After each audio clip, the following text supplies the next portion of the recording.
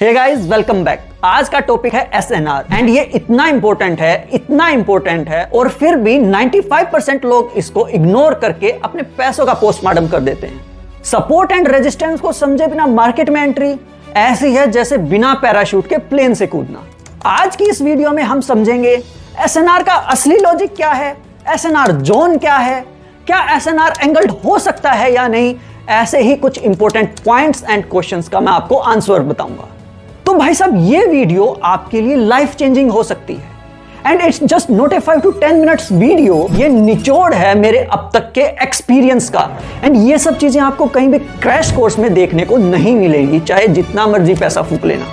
तो चलिए शुरू करते हैं। देखो भाई, सिंपल फंडा है बिल्कुल सपोर्ट एंड रेजिस्टेंस का। सपोर्ट मतलब सहारा देना एंड जाहिर सी बात है, सहारा हम किसी को नीचे धकेलने के लिए तो देंगे नहीं, सबको हम ऊपर उठाने के लिए ही देंगे। अगर रियल टाइम एग्जांपल मैं इसकी बात करूं तो पिलर्स जो होते हैं, हमारे इलेक्ट्रिसिटी पिलर्स जो होते हैं, वो जमीन से ऊपर उठाने के लिए होते हैं वायर्स को, ताकि इलेक्ट्रिसिटी प्रोवाइड करी जा सके। तो सेम काम होता है सपोर्ट का, मार्केट में प्राइस को ऊपर लेके जाना। सपोज प्राइस नीचे गिर रहा है तो कहीं ना कहीं उसको सपोर्ट मिलेगा जहां से वो बाउंस बैक करेगा एंड जब वो नीचे जा रहा था तो वो ऊपर जाने लगेगा वो सपोर्ट लेके। तो सपोर्ट का काम हो गया नीचे से ऊपर लेके जाना। रेजिस्टेंस का बिल्कुल अपोजिट होता है। कोई चीज ऊपर जा रही है या प्राइस ऊपर जा रहा है, वो उसको नीचे धकेलेगा। मैं चलो इन दोनों को एक रियल टाइम एग्जांपल से दोबारा समझाता हूं। सपोज हमारे पास एक बॉल है, हमने उसको ऊपर उछाला। अगर खाली है, बिल्कुल आसमान है, तो वो एयर प्रेशर फील करेगी। अगर ऊपर सीलिंग है तो वो सीलिंग से टकराएगी एंड दोनों ही केसेस में जब वो जमीन को हिट करेगी तो वो वापस से बाउंस बैक करेगी। जमीन को हम सपोर्ट बोल सकते हैं। तो रेजिस्टेंस हमारा सीलिंग हो गई। तो चलो अब ये मैं आपको ग्राफ में समझाता हूं। मान लो यार कोई एबीसी कंपनी है, उसका स्टॉक 50 से 60 गया, 60 से वापस 50 आया, उसके बाद 70 चला गया, वापस फिर 50 आया, उसके बाद 90 गया, वापस आया एंड दोबारा वो 105 चला गया। अगर यहाँ पे देखोगे तो जो ये 50 है बार बार यहाँ पे आ रहा है, 50 पे आ रहा है, लेकिन 50 से नीचे नहीं जा रहा है। 50 पे टच करके वापस वो ऊपर बाउंस बैक कर जा रहा है, वापस वो ऊपर बाउंस बैक कर जा रहा है। तो ये जो अपना ये 50 हो गया, ये एक तरीके से अपना सपोर्ट हो गया, यहाँ से वो बाउंस बैक कर रहा है। अब मान लो बात करें रेजिस्टेंस की। मान लो सेम एबीसी कंपनी का स्टॉक है, 50 से चला, वो 50 से चलने के बाद वो 60 गया, 60 से नीचे आया, वो 55 रह गया, 55 जाने के बाद वो वापस 60 गया, 60 से वापस वो नीचे आ गया 50 पे एंड अगेन वो जो है 60 गया, 60 पे जाने के बाद वो रह गया 57 पे। अब अगर आप यहाँ पे देखोगे तो जो हमारी ये 60 जो रेंज है, 1 2 3, यहाँ पे तीनों इंस्टांसेस में आप देखोगे कि वो रेजिस्टेंस लेवल को टच कर रहा है, रेजिस्टेंस को टच करके वापस डाउन ट्रेंड कर रहा है, वापस डाउन ट्रेंड कर रहा है। यानी वो प्राइस ऊपर जा रहा था लेकिन उसके बाद वो नीचे जाना स्टार्ट हो जाता है। तो ये हमारी रेजिस्टेंस लेवल हो गई 60 पे कि वो इससे ऊपर नहीं जा रहा है, इस पे टकरा के वो वापस नीचे आ रहा है। पर ना एक चीज याद रखना, कभी भी सपोर्ट हो या फिर रेजिस्टेंस हो, सिंगल स्ट्रेट लाइन में नहीं होते हैं, एक पॉइंट पे नहीं होता है। अगर ऐसा होता ना तो हमेशा क्या होता, 50 से 60 जाता, 60 से वापस 50 पे आता, 50 से ऊपर फिर 60, फिर 50, फिर 60, फिर 50। ये कोई लॉजिकल थिंकिंग नहीं है। ऐसे में क्या होता है कि जिसको बाय करना है वो 50 पे बाय करता है, जिसको सेल करना है वो 60 का वेट करता है कि 60 पे आएगा एंड हम उसको सेल कर देंगे। तो ये चीज कभी भी नहीं होती है एंड ना ये लॉजिकल है। मैं इसका रीजन बताता हूँ। उससे पहले मैं आपको बताता हूँ अप्रोक्सीमेशन एरर क्या होता है, या फिर रिवर्सल गारंटीड होते हैं या नहीं होते हैं। तो देखो, रिवर्सल कभी भी गारंटीड नहीं होता है, चाहे वो रेजिस्टेंस हो या सपोर्ट हो। सपोज ये रेजिस्टेंस है एंड ये सपोर्ट है, तो ऐसा कभी नहीं होगा कि वो 50 से 60 जाएगा, फिर 50 आएगा, फिर 60 जाएगा, फिर 50 आएगा। यार कभी ना कभी ऐसा तो होगा ना कि ये जो ये 50 से डाउन भी जाएगा और नीचे भी आएगा एंड कभी ना कभी ऐसा भी होगा कि ये जो 50 से नीचे आया है तो ये 60 से ऊपर भी जाएगा। ये तो होगा नहीं कि हमेशा इट जस्ट की वो 60 लाइन में रहेगा, इट जस्ट की सपोर्ट जो है वो 50 लाइन में रहेगा। नहीं, ऐसा कभी भी नहीं होता। वो कभी ना कभी ब्रेकआउट एंड ब्रेकडाउन दोनों चीजें कभी ना कभी जरूर होंगी। तो इसलिए कभी भी ये मत मानना चार्ट का पैटर्न है वो रिवर्सल होगा ही होगा 50 या 60 पे आने के बाद या एक स्पेसिफिक पॉइंट पे आने के बाद। वो हो सकता है वो उससे नीचे भी चला जाए, वो हो सकता है उससे ऊपर भी चला जाए एंड यहीं पे हमारा काम आता है एसएनआर जोन। मैं बताता हूँ एसएनआर जोन क्या होती है। चलिए, सपोज ये हमारा रेजिस्टेंस है, ये हमारा सपोर्ट है, ये हमारा यहाँ पे 500 पॉइंट हो गया, ये हमारा यहाँ पे 1000 पॉइंट हो गया, बीच में 600 भी है, 700 भी है, 800 भी है, बहुत कुछ है। अब एक मान लो स्टॉक चला 500 से, उसने 1000 छुआ, उसके बाद वो नीचे आया, तो वो जरूरी नहीं है कि वो इस बार 500 को ही छुएगा। हो सकता है वो 510 पे रह के वापस से ऊपर चला जाए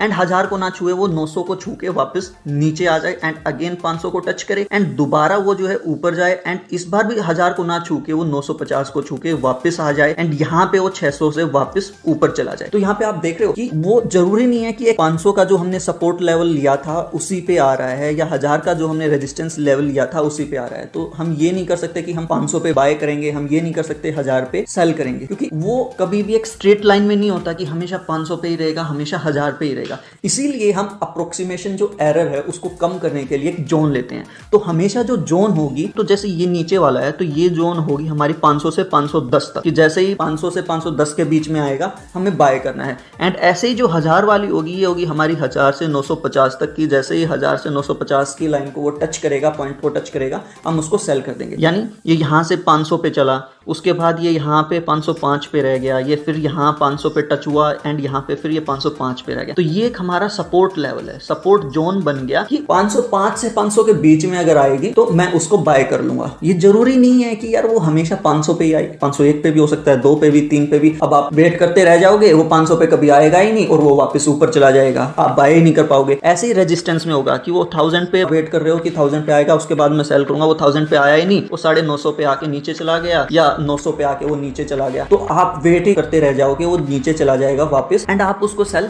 कर ही नहीं पाओगे। तो इसलिए हम इसका जोन का यूज करते हैं कि जैसे ही हमने मान लो 950 से 1000 के बीच आया तो सेल कर देंगे। ऐसे ही 500 से अगर 510 के बीच आया तो हम सपोर्ट लेके उसको हम बाय कर लेंगे। तो यहाँ पे आपने समझा कि अप्रोक्सीमेशन एरर क्या होता है। हम एक सिंगल एंटिटी को, एक सिंगल पॉइंट को मान के नहीं चल सकते कभी भी। रेजिस्टेंस सपोर्ट कभी ना कभी उससे ब्रेक डाउन भी होगा, कभी ना कभी उससे ब्रेक आउट भी होगा। तो हम एक जोन लेके चलते हैं कि इस जोन के अंदर अगर वो आता है तो मैं इसको बाय करूंगा या सेल करूंगा। एंड यहीं पे अब बात आती है कि क्या हम एसएनआर को एंगल्ड कर सकते हैं। तो इसका मैं सिंपल सा आंसर दूंगा, yes it can be. SNR angled कैसे होता है, चलिए वो मैं बताता हूँ। सपोज एबीसी कंपनी है, वो 50 से 70 पे गई, उसके बाद 60 पे आई, उसके बाद 80 पे गई, उसके बाद यहाँ पे वो 75 पे आई, यहाँ पे वो 95 पे गई, यहाँ पे वो 62 पे आई एंड यहाँ पे वो 100 क्रॉस कर गई। जो ये हमारा सपोर्ट है ये हो गया 60, 50, 75 जो भी यहाँ पे है, ये देखोगे तो ये ऊपर जाता जा रहा है ना कि नीचे। एंड सेम अगर यहाँ पे अगर हम रेजिस्टेंस की बात करें, ये हमारा रेजिस्टेंस हो गया, तो ये हमारा ऊपर जाता जा रहा है एक तरीके से। ये एक एंगल बना रहा है, लेट्स से इसको हम 45 डिग्री मान लेते हैं। ये स्ट्रेट लाइन में 90 डिग्री पे नहीं है, या 45 डिग्री का एंगल बना रहा है। तो एंगल्ड वो हो सकता है एंड हमेशा वो आपको एंगल्ड ही मिलेगा मोस्टली केसेस में, क्योंकि मार्केट कभी भी प्रेडिक्टिव नहीं होती है। आप देख रहे होगे कि ये जो सपोर्ट है ये ऊपर जा रहा है, मतलब पहले 50 पे, फिर 60 पे, फिर 75 पे, फिर वापस 60 पे आ गया। तो ये एक तरीके से ऊपर 45 डिग्री एक एंगल बनाता जा रहा है। तो इसको हम ट्रेंड लाइन सपोर्ट भी बोल सकते हैं एंड ऊपर वाले को हम ट्रेंड लाइन रेजिस्टेंस बोलेंगे। एंड ये एंगल जरूरी नहीं कि ये भी स्ट्रेट लाइन में हो सकता है कि ऐसे जाके ये नीचे इस तरीके से आ जाए, या फिर ऐसे ऐसे जाके ये ऐसा एंगल बना दे। तो ये किसी टाइप का भी एंगल बना सकता है। चलिए अब बात करते हैं सप्लाई जोन की एंड डिमांड जोन की, कि ये क्या हो। देखो यार सिंपल सा फंडा है, अगर किसी चीज की डिमांड ज्यादा है तो उसका प्राइस भी हाई होता जाएगा, अप होता जाएगा, लोग उसको बाय करते जाएंगे क्योंकि उसकी डिमांड ज्यादा है। तो जो डिमांड जोन है वो अपनी सपोर्ट जोन होती है, क्योंकि सब उसको बाय करते जाते हैं, उसकी डिमांड है तो हम उसको बाय करते जाएंगे। और एंड जो है उसकी डिमांड बढ़ती जाएगी, डिमांड बढ़ती जाएगी, बायर्स जो है एक्टिव हो जाएंगे। डिमांड है तो सपोर्ट है एंड प्राइस उसका बढ़ता जाएगा। वहीं अगर हम बात करें सप्लाई जोन की, अब मान लीजिए एक चीज हमारे पास पड़ी है एंड वो हमारे पास लाखों में है, लेकिन उसके ऑर्डर 1000 ही आ रहे हैं। तो इट मींस कि उसका स्टॉक क्लियर करने के लिए हम क्या करेंगे, उसको सेल करेंगे, भले ही हमें वो सस्ते प्राइस में सेल करना पड़े। तो सेम यहाँ पे जो सप्लाई जोन होती है वो रेजिस्टेंस जोन होती है। इट मींस कि वहां से लोग सेल करना स्टार्ट कर देते हैं एंड उसका जो प्राइस है वो गिरना स्टार्ट हो जाता है। तो ये हमारी होगी सप्लाई एंड डिमांड जोन। अगर आप लोग यहां तक वीडियो देखकर आए हैं तो कांग्रेट्स, आपने एसएनआर सीख लिया है एंड ये सब चीज लोग सीख रहे हैं 20,000 40,000 के कोर्स लेकर। बट तेरा भाई फ्री में दे रहा है, वो भी बिना किसी हिडन एजेंडा के। बस एक छोटी सी रिक्वेस्ट है, लाल बटन को दबाओ और चैनल को सब्सक्राइब करो। अगर इस वीडियो से कुछ सीखने को मिला है तो लाइक करो एंड हाँ, कमेंट करके जरूर बताना कौन सा कॉन्सेप्ट आपको सबसे ज्यादा तोड़फोड़ लगा। This is just the beginning, अभी और आना बाकी है। मार्केट में एंट्री तो सभी लेते हैं, पर पैसा वही कमाता है जो नॉलेज से चार्ट को डिकोड करता है। Bye bye, take care.